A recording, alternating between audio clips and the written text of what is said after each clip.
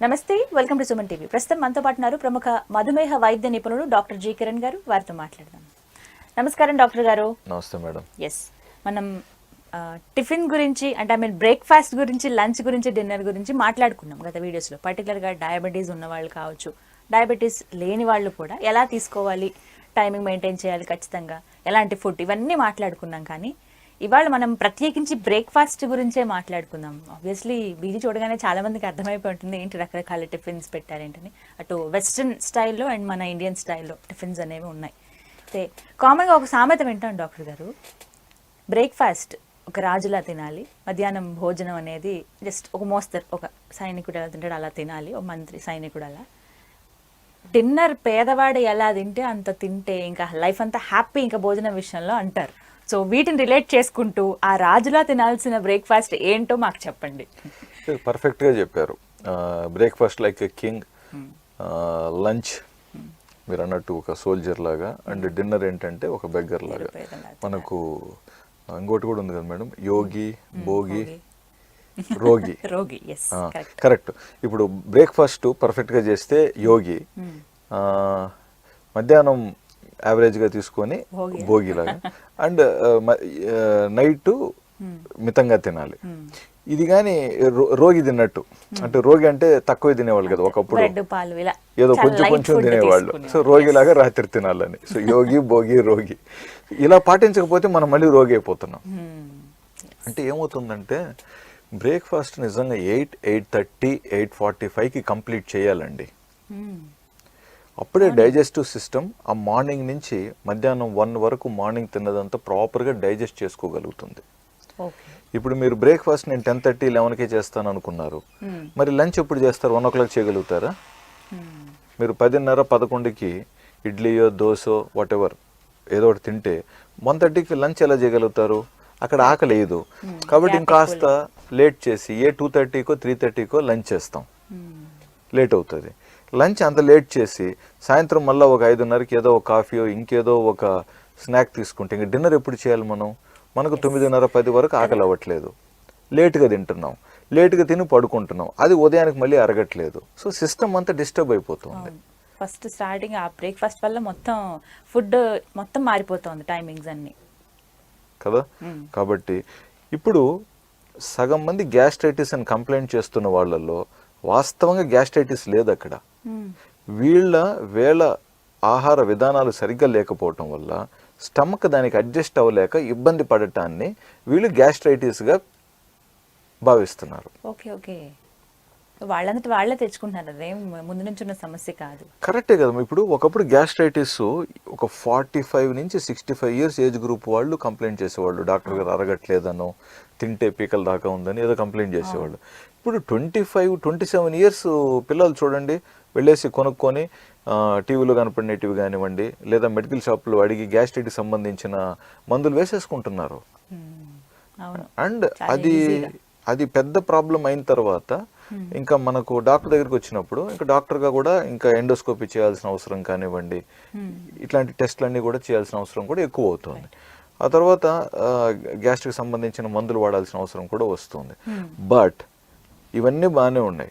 But మళ్ళా ఆహార విధానాల క్రమశిక్షణ ఎంతమంది పాటించగలుగుతున్నారు?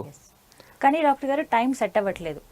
ఇప్పుడు ఒక హోమ్ మేకర్ ఉన్నారే తీసుకున్నాం, ఒక గృహిణి తన ఇండ్లు అంతా చక్కబెట్టుకుని భర్తను ఆఫీస్కి పంపించిన తర్వాత పిల్లల్ని కూడా పంపించేసి ఆ టైం మొత్తం అన్ని ఇల్లంతా సర్దుకునేటప్పటికి ఆమె ఫ్రీ అవ్వాలి అని అంటే మినిమం 10:30 to 11 అవుతుంది.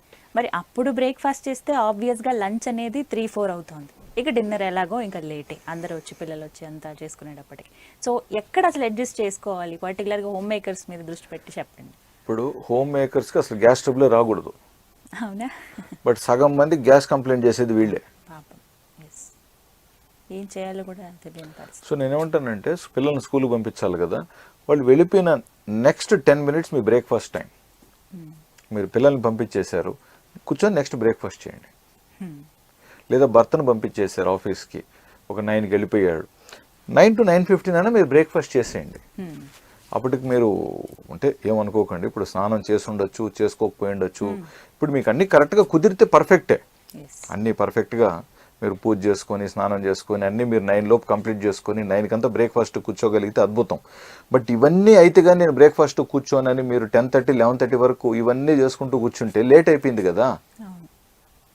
లేదా కొంతమంది ఏం చేస్తారు, 11:30 అయిపోతుంది కాబట్టి బ్రేక్ఫాస్ట్ ఇక్కడ చేసేసి ఇంకా లంచ్ని స్కిప్ చేసేసి ఈవినింగ్ పూట మళ్ళీ కొంచెం ఫ్రూట్ సలాడ్ లాంటిది ఏదన్నా వెజిటబుల్ సలాడ్ లాంటిది తినేసి డిన్నర్ ఎర్లీగా చేస్తారు. నో ప్రాబ్లం, మనం ఎక్కువగా ఆర్గ్యుమెంట్ చేయట్లేదు. బట్ నువ్వు లంచ్ కానీ లేట్గా చేస్తే ఇంకా నెక్స్ట్ డిన్నర్ అన్న అప్పుడు స్కిప్ చేయాలి. లేకపోతే నువ్వేమో బ్రేక్ఫాస్ట్ తినాలి, లంచ్ తినాలి, డిన్నర్ తినాలి, మధ్యలో కాఫీలు నడవాలి, ఇంకేమైనా పకోడా సమోసాలు బజ్జీలు నడవాలి. ఇవన్నీ నడపాలనుకుంటే మరి 24 గంటల్లో ఇవన్నీ మరి సరిపోవట్లేదు కదా డైజెస్టివ్ సిస్టమ్ కంప్లీట్ చేయడానికి. ఇప్పుడు గృహిణి అన్నారు కాబట్టి ఇప్పుడు బట్టలు ఉన్నాయండి. ఉదయాన్నే ఇన్ని బట్టలు తీసుకెళ్ళి బట్టలు ఉతకటానికి వాషింగ్ మిషన్ వేయటానికి ఒక పని, అది ఈజీ పని.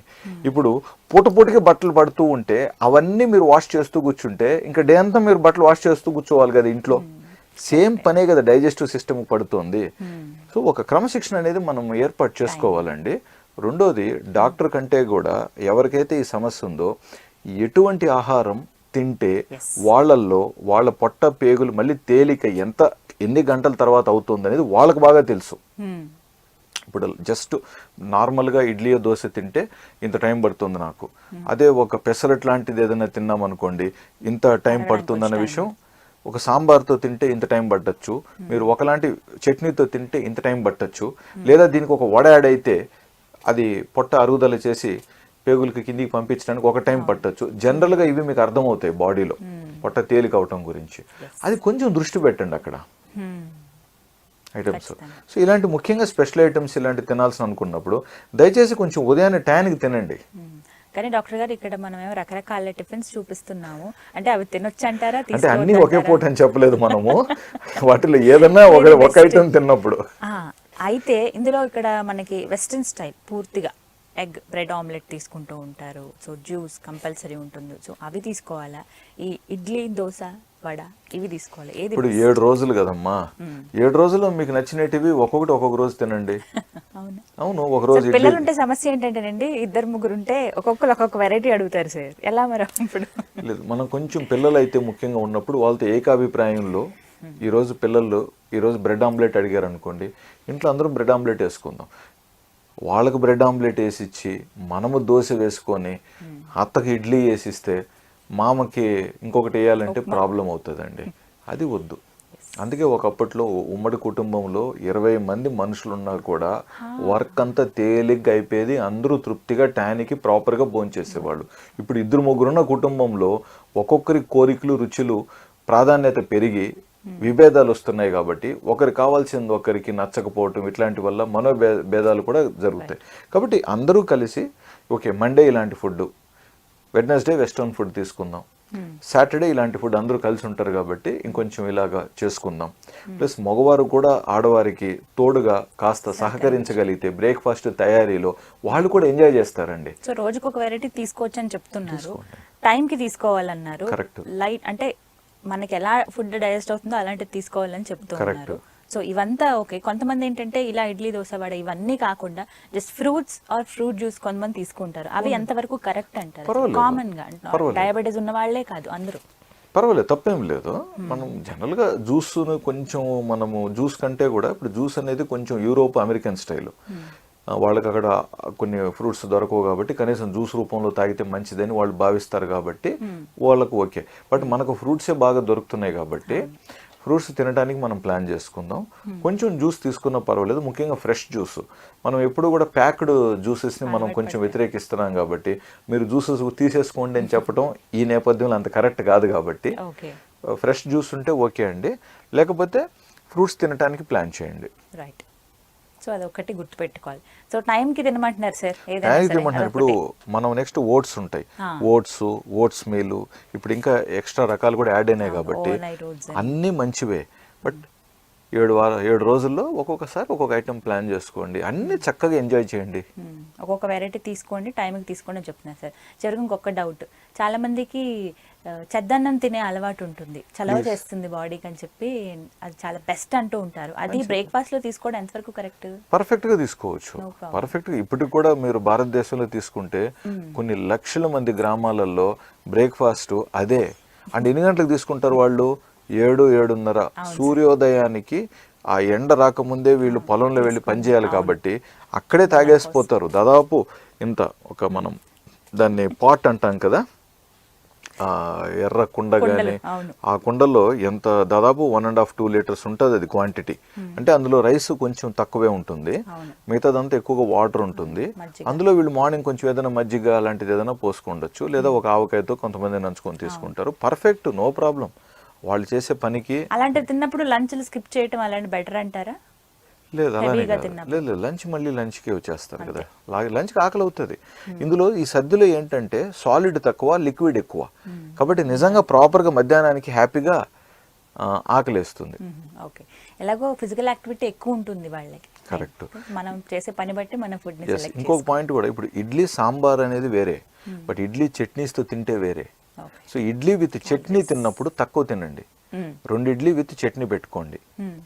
సాంబార్ అంటారా, ఓకే 3 ఇడ్లీ విత్ పల్చగా ఉంటుంది కాబట్టి సాంబారు, 3 ఇడ్లీ విత్ సాంబారు. సాంబార్లో ఇంకా మనకి డ్రమ్ స్టిక్స్, మునక్కాడు ఉండొచ్చు, గుమ్మడికాయ ఉండొచ్చు, కాబట్టి అది ఒక ఆప్షన్. సో ఈ విధంగా మనం సాలిడ్ లిక్విడ్ రేషియోని కూడా మనం కొంచెం క్యాలిక్యులేట్ చేసుకోగలిగితే, ఎందుకు ఆ పాయింట్ చెప్తున్నానంటే, మనం ఇప్పుడు క్యాలరీస్ని కూడా మనము అవగాహనలో ఉన్నాం కదా, లెక్క పెట్టుకుంటున్నాం కాబట్టి ఇలా బ్యాలెన్స్ చేసుకోవటంలో కూడా ఒక అర్థం ఉంది అనేది నా ఆలోచన. రైట్ డాక్టర్ గారు, థ్యాంక్ యూ సో మచ్ అండి, నమస్కారం.